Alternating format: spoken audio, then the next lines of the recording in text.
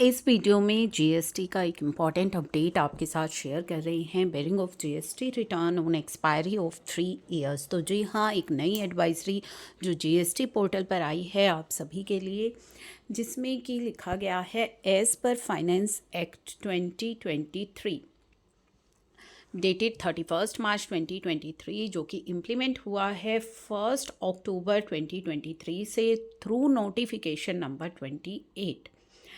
अब इस नोटिफिकेशन के अंदर क्या लिखा गया था? Tax payer shall not be allowed file there GST return after the expiry of period of 3 years from the due date of furnishing the said return under section 37। तो यहाँ पे आप जीएसटी रिटर्न अगर आपकी कोई मिस हो गई है, यानी कि जीएसटी रिटर्न आपने अभी तक फाइल नहीं करी है, तो आपके लिए बहुत ही इम्पोर्टेंट ये अपडेट है। तो जी हाँ दोस्तों, हम जीएसटी रिटर्न फाइल नहीं करते हैं और ये सोचते हैं कि बाद में फ़ाइल कर लेंगे।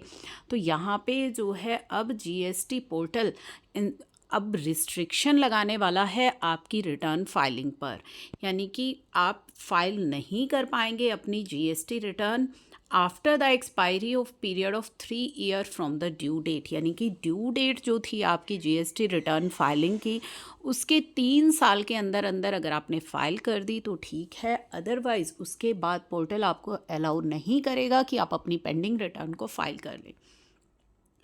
कौन सी रिटर्न की बात हो रही है? सेक्शन 37 में जो आप रिटर्न फाइल करते हैं अपनी GSTR 1, 39 में जो आप अपनी 3B फाइल करते हैं, आपकी सेक्शन 44 की रिटर्न आपकी एनुअल रिटर्न जो जाती हैं, और सेक्शन 52 की रिटर्न जो आपकी जाती है।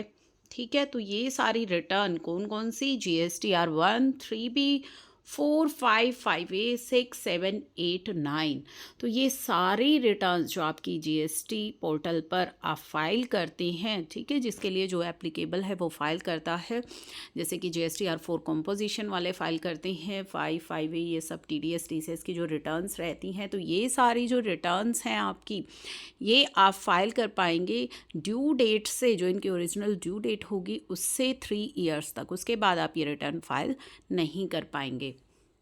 The said changes are going to be implemented in the GST portal from the early next year 2025 से ये चेंजेस इम्प्लीमेंट हो जाएंगे। अभी अगर 3 year एक्सपायर हो गए हैं फिर भी पोर्टल आपको अलाउ कर देगा कि आप फाइल कर लें, लेकिन 2025 में जब ये इम्प्लीमेंट हो जाएंगे पोर्टल पर तो उसके बाद आप फाइलिंग नहीं कर पाएंगे। Hence the taxpayer are advised to reconcile their courts and file their GST return as soon as possible। if not filed till now तो अपनी पेंडिंग रिटर्न को फाइल कर लीजिए। अदरवाइज़ अगर पोर्टल पर ये चेंज इम्प्लीमेंट हो गया तो आप फिर किसी भी सूरत में अपनी पेंडिंग रिटर्न फाइल नहीं कर पाएंगे जिनको कि 3 years एक्सपायर हो चुके हैं।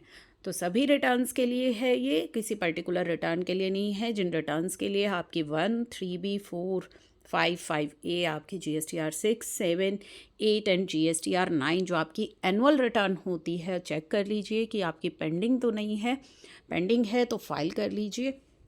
तो ये काफ़ी इंपॉर्टेंट अपडेट है, इसे सभी के साथ शेयर ज़रूर कर दीजिएगा।